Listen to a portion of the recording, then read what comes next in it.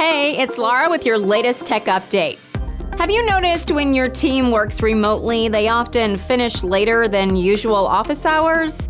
It's easy to keep working when your commute is just a few steps away.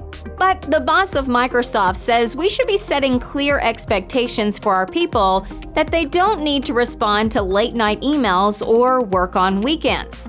Satya Nadella recently announced the results of an internal survey. A third of Microsoft workers have a daily peak of work at 10 p.m. at night.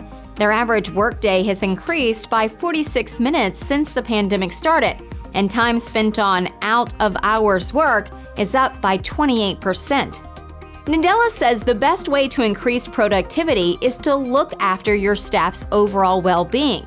An easy win is to make sure they're not stressed by replying to emails late at night when they should be relaxing or spending time with their family. As the boss, you can set an example. Instead of sending emails at night, schedule them to be sent the following morning. That's your tech update. More next week.